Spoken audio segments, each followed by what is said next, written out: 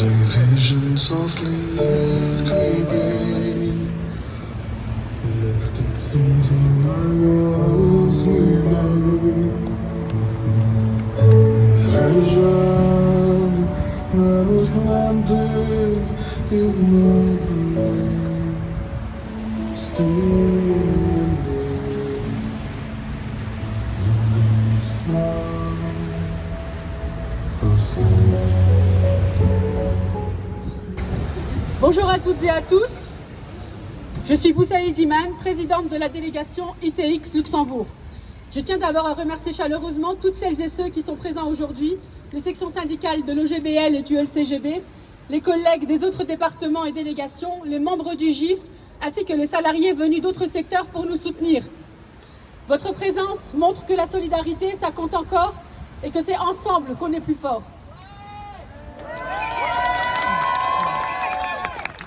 Le groupe Inditex, c'est l'un des plus grands groupes mondiaux de prêt-à-porter, avec des enseignes bien connues de tous, comme Zara, Bershka, Stradivarius, Pull&Bear, Massimo Dutti, Oysho et Zara Home. Mais derrière ces vitrines, derrière ces marques internationales, il y a nous, des femmes et des hommes qui chaque jour font vivre les magasins, accueillent les clients, rangent, conseillent, encaissent et gèrent les stocks. Aujourd'hui, nous sommes ici parce que la situation n'est plus acceptable. Aujourd'hui, et depuis des mois, nos négociations au Luxembourg sont bloquées. Aucune avancée sur la convention collective. Et soudain, à l'approche de notre piquet de protestation, la direction annonce une augmentation des tickets restaurants. C'est une avancée minime, certes, mais une avancée quand même. Et s'il y a bien une chose que cela montre, c'est que quand les salariés se mobilisent, la direction bouge.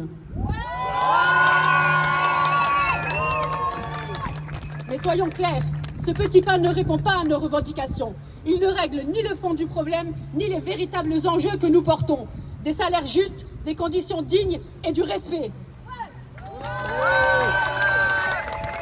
Mais au-delà de ces négociations, il y a un symbole fort, le retour de la prime monde, que nous réclamons légitimement depuis des années. Cette prime, tous les salariés du groupe la percevaient avant le Covid. C'était environ 600 € bruts par salarié. Un petit montant, certes, mais une grande reconnaissance. Un geste qui disait « Votre travail compte ». Depuis la pandémie, cette prime a tout simplement disparu. Et pourtant, Inditex n'a jamais été aussi prospère. En 2024, le groupe a enregistré le bénéfice le plus élevé de son histoire, avec plus de 5,87 milliards d'euros. 5,87 milliards. Mais une fois encore, ce sont les actionnaires qui en profitent, tandis que celles et ceux qui font vivre l'entreprise, les vendeurs, les préparateurs, les logisticiens, les équipes de terrain n'en voient pas la couleur. Nous avons porté cette demande à 3 reprises devant le comité d'entreprise européen et à 3 reprises, la direction espagnole nous l'a refusé. C'est pourquoi nous avons décidé d'agir ensemble aujourd'hui, dans plusieurs pays européens, à la même heure, pour rappeler une vérité simple. Sans les salariés, Inditex ne serait rien.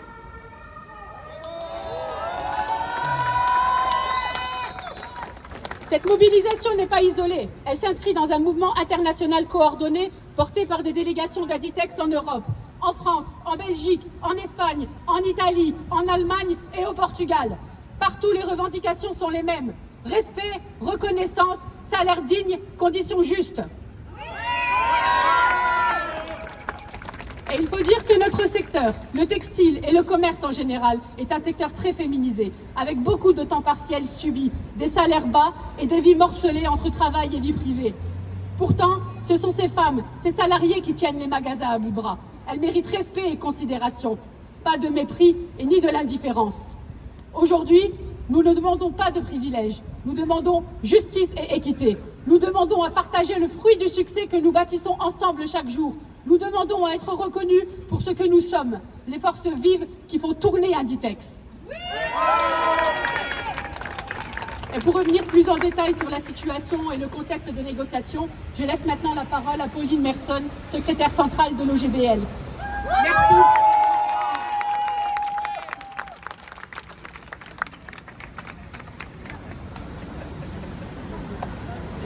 Merci Iman. Bonjour à toutes et à tous et merci d'être si nombreuses et si nombreux aujourd'hui. Vous le sentez, n'est-ce pas? Il y a quelque chose dans l'air aujourd'hui, comme un courant électrique qui nous traverse, une sorte de fil invisible qui nous relie tous.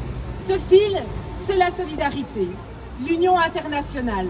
Parce qu'aujourd'hui, chers camarades, comme Iman l'a expliqué, ce mouvement dépasse les frontières. Partout, en Espagne, en France, en Italie, au Portugal, en Allemagne, partout, en ce moment même, les salariés d'Inditex, les travailleurs d'ITX se lèvent pour une revendication commune, simple et légitime. Le rétablissement d'une prime supprimée pendant la crise Covid au nom de la solidarité et du sacrifice collectif. Comme cette prime devait revenir, mais elle n'a jamais été rétablie. 5 ans plus tard, l'entreprise se porte à merveille, mais la promesse, elle, est restée dans les cartons. Ou plutôt, soyons honnêtes, dans les poches du patron. Alors maintenant, c'est au patron que je m'adresse. Pas au petit indépendant qui se bat comme nous pour ne pas se faire écraser par les géants. Pas au cadre coincé entre le marteau et l'enclume. Non, celui à qui je parle, c'est le vrai patron. Celui à qui nos interlocuteurs doivent demander la permission avant de pouvoir bouger le petit doigt. ITX, Inditex, écoute-moi. Car à force de jouer avec la patience de tes salariés, d'ignorer les délégués, de mépriser les syndicats et de traiter le dialogue social comme un décor, eh bien aujourd'hui, Inditex, voici un avertissement. Et celui-ci, crois-moi, tu ne vas pas l'oublier.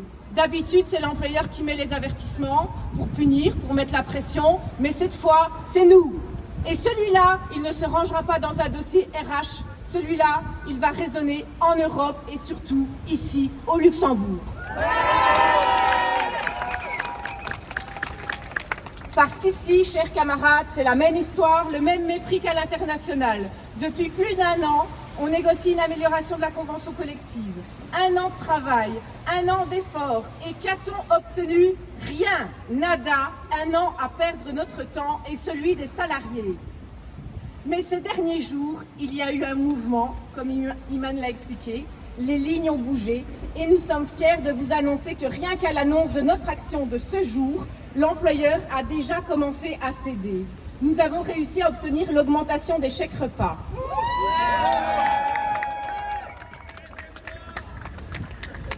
Une revendication vieille d'1 an, une ligne rouge pour laquelle nous nous battons sans relâche. Alors oui, c'est une bonne nouvelle, oui, c'est une victoire. Mais attention, ceci n'est ni un cadeau, ni une faveur. C'est un engagement que l'employeur avait déjà pris. Un engagement qu'il n'a respecté que parce que la pression a commencé à monter.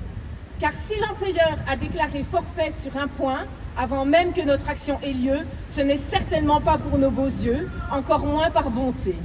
C'est parce qu'il redoute d'être affiché, parce qu'il espère édulcorer notre colère, peut-être nous faire taire, mais ça, c'est bien mal nous connaître.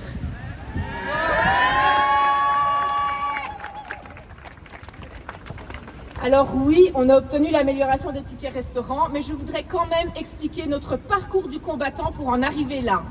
Au début, la direction nous a promis, on va augmenter les chèques repas, on va améliorer la grille des salaires, on va vraiment rendre meilleures les conditions de travail. Et puis, l'employeur a retourné sa veste. Oui, on pourrait croire à une mauvaise blague venant d'un employeur du textile. Mais nous, ça ne nous a pas fait rire du tout. Bien au contraire. Pour nous, c'était l'incompréhension la plus totale, car tout va très bien pour le groupe ITX. À l'international, le chiffre d'affaires et les bénéfices se comptent en milliards, des records, année après année. Et ici, au Luxembourg, les chiffres sont bons aussi, très bons même. Ces 4 dernières années, le chiffre d'affaires et les bénéfices nets ont triplé. Vous vous rendez compte, 3 fois plus d'argent et des miettes pour les salariés. Voici le respect et la reconnaissance d'ITX pour ses travailleurs. Bref, ITX gagne très bien sa vie à Madrid, à Paris, à Milan et au Luxembourg aussi. Et cette réussite, elle ne tombe pas du ciel, elle vient du terrain, elle vient des salariés et pas de n'importe quel salarié. Car il faut aussi rappeler une réalité essentielle dans le commerce et particulièrement dans le secteur de la mode, ce sont majoritairement des femmes qui travaillent. Des femmes en temps partiel, des temps partiels très souvent imposés, des vies éclatées pour suivre surtout les besoins des magasins, pas les besoins de leur famille. Car ne soyons pas dupes, c'est aux patrons que le temps partiel profite, rarement aux salariés. Et dans le textile, le patron use et abuse des femmes qui courent après les heures, après les fins de mois. Et pendant ce temps, les millions et les milliards s'empilent, les bilans brillent. Comme par magie? Non, chers camarades, pas par magie, et surtout pas sans conséquences. Parce que cette richesse, elle se construit sur des réalités qu'on préfère cacher. Et parmi elles, les inégalités dont les femmes paient le prix fort. Nous sommes fin novembre. Nous avons passé ce jour symbolique où les femmes cessent d'être payées jusqu'à la fin de l'année à cause des inégalités salariales. Et ITX le sait très bien. Il connaît ces injustices. Il en fait même son business, son fonds de commerce. Le groupe participe allègrement à la précarisation d'un secteur féminisé. Il profite car il pense que les femmes sont vulnérables, qu'elles n'oseront pas, mais il se trompe gravement. Car mesdames, nous ne resterons pas silencieuses. Nous sommes fortes et déterminées. Alors je vous le dis clairement aujourd'hui, les femmes aussi vous avertissent.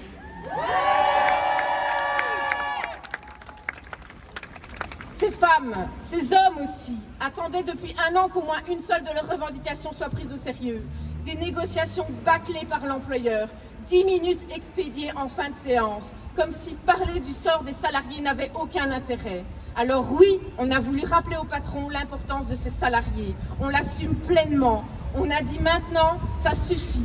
Pour celles et ceux qui sont les véritables orfèvres de la richesse de l'entreprise, on a recadré les choses. On a remis au centre de la table leurs revendications. On a rappelé que le respect, ce n'est pas une option. Mais cet employeur sans scrupules a continué à emballer du vide avec de jolis mots et des points de suspension. Et ça, pour le coup, le patron, il est doué. Mettre en suspens les négociations, faire flotter ses engagements, faire léviter les revendications des salariés et pouf, tout disparaît. Un vrai magicien, le David Copperfield de la déception. Des grands sourires devant, des promesses comme des berceuses d'enfants et puis paf, réveil brutal, retour à la réalité où tout n'est que mensonge et rictus, où tout n'est que supercherie. Et cette imposture, on ne la voit pas seulement à la table des négociations. On la vit tous les jours sur le terrain. Quand on empêche les représentants syndicaux d'entrer, quand on met la pression sur les délégués, quand on préfère intimider plutôt qu'écouter, quand la mauvaise foi devient une véritable technique de négociation.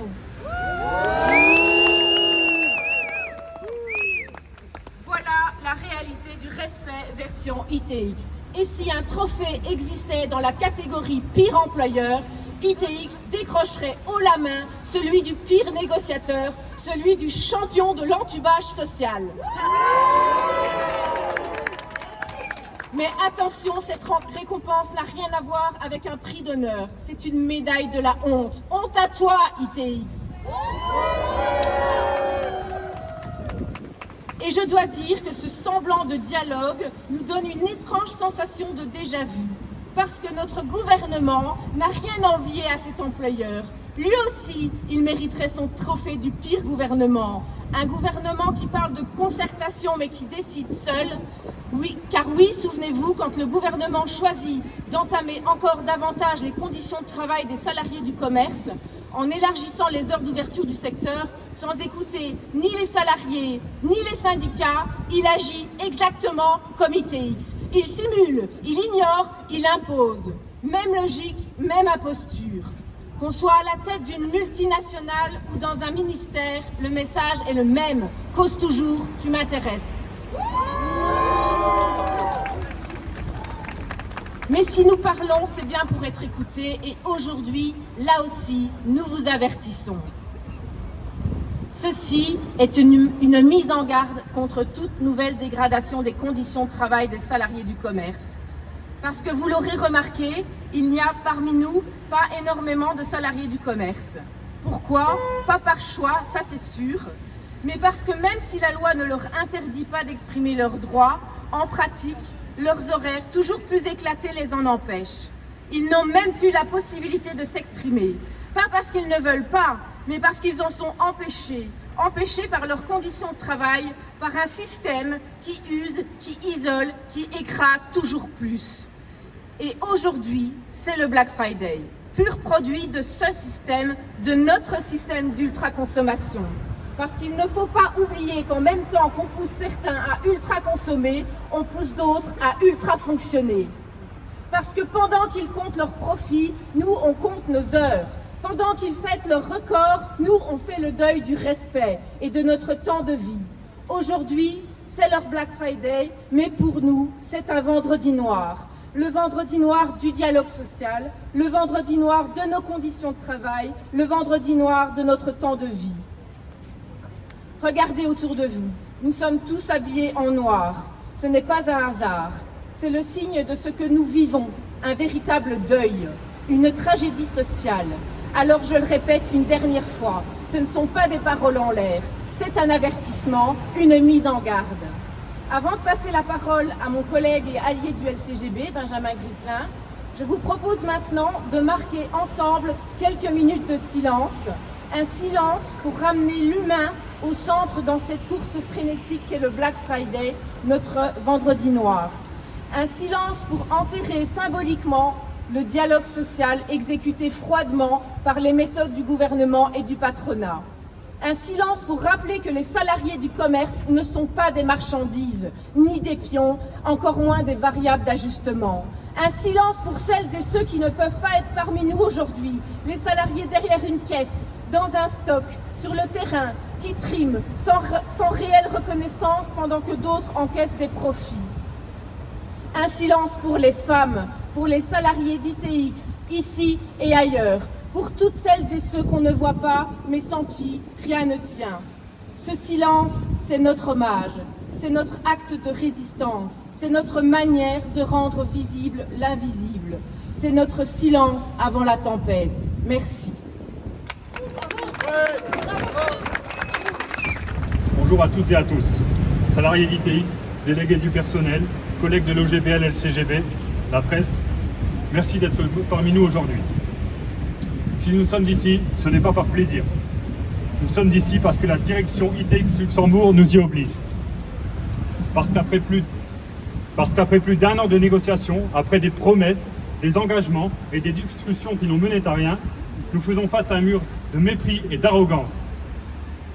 Les salariés d'ITX, ceux qui font tourner chaque jour les magasins Zara, Bershka, Pull&Bear, Stradivarius, Massimo Dutti et Zara Home, ont tout donné, leur énergie, leur professionnalisme et leur disponibilité. Et qu'ont-ils reçu en retour? Des promesses non tenues, des engagements bafoués et pire encore du mépris. Au départ, la direction s'était engagée à des avancées concrètes, une amélioration des chèques repas, une grille salariale révisée, une reconnaissance du quotidien des équipes. Aujourd'hui, tout cela est resté lettre morte. Non seulement aucune proposition tangible n'a été faite, mais la direction a choisi d'adopter des comportements que nous ne pouvons pas accepter. Non-respect des engagements, exclusion des représentants syndicaux à des réunions essentielles, communication trompeuse et contradictoire, et même des tentatives d'intimidation. Ce sont des méthodes inacceptables. Ce sont des comportements qui n'ont rien à faire dans un pays où le dialogue social est un pilier de la société.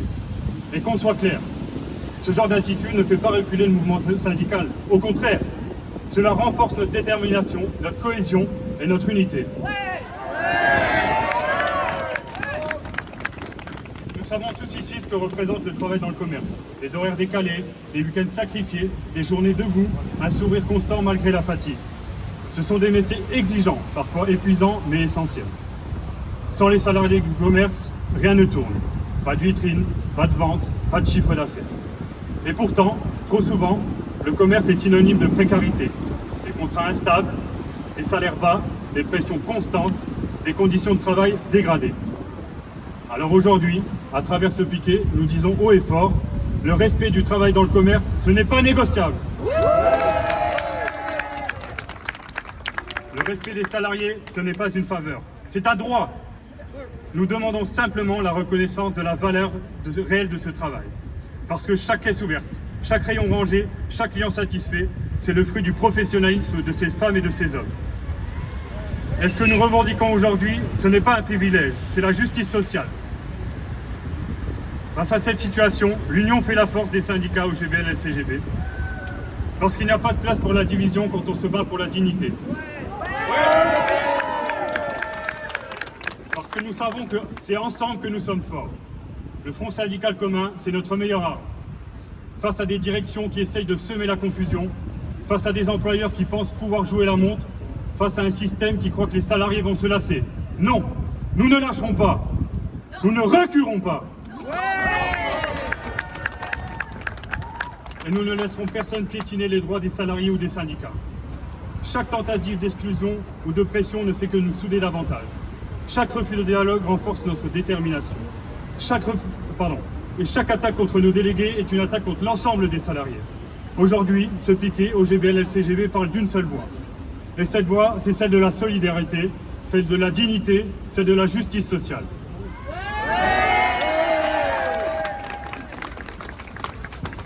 Ce qui se passe chez ITX n'est pas un cas isolé. On le voit ailleurs, dans d'autres entreprises, dans d'autres secteurs. Un dialogue social vidé de substance, des négociations bloquées, des décisions prises unilatéralement. Le gouvernement lui-même, dans ses récentes décisions, montre le même mépris. Il consulte, puis il décide seul.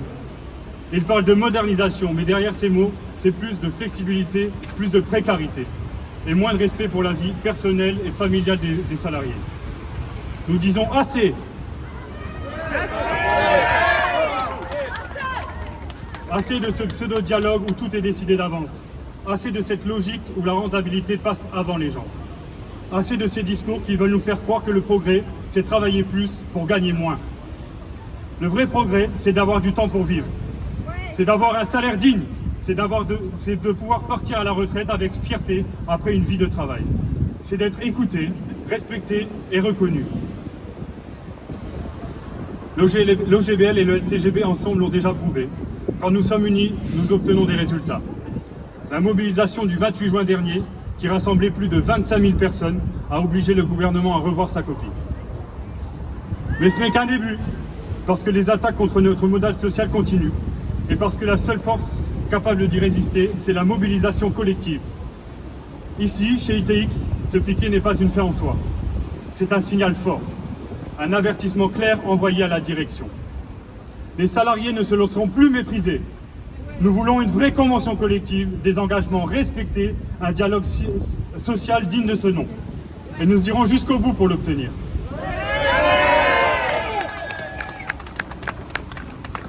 Regardez autour de vous. Ce que nous voyons ici, c'est la solidarité en action. Des collègues venus de différents magasins, des délégués des deux syndicats, des collègues unis par une même conviction. Ensemble, on est plus fort. La solidarité, c'est ce qui fait notre force face à la peur. Ce qui transforme l'indignation en action. C'est ce qui fait qu'un piquet comme celui-ci devient un symbole. Et ce symbole, c'est celui des femmes, des hommes debout, qui refusent le mépris, qui exigent le respect et qui ne se tairont pas. Alors oui, ce piquet est un moment de colère, mais c'est aussi un moment d'espoir. Parce que chaque fois que nous relevons la tête, chaque fois que nous faisons front ensemble, nous faisons avancer toute la société. Ce que nous défendons ici, ce n'est pas seulement un meilleur chèque repas ou une grille salariale révisée. Ce que nous défendons, c'est un modèle fondé sur le respect, la dignité et la justice sociale. Ce que nous défendons, c'est l'idée qu'un salarié n'est pas une simple variable d'ajustement, mais un être humain avec des droits, une famille et une vie. Et ça, nous ne le négocierons pas. Alors aujourd'hui, nous disons avec force, nous ne céderons pas, nous ne baisserons pas les bras, nous continuerons à nous battre ensemble pour le respect, pour la reconnaissance et pour la justice sociale. Parce que l'union fait la force, parce que nous demandons le respect du travail des salariés d'ITX dans l'ensemble du secteur du commerce. Parce que la solidarité, elle, ne se négocie jamais. Merci à toutes et à tous. Courage, détermination et solidarité.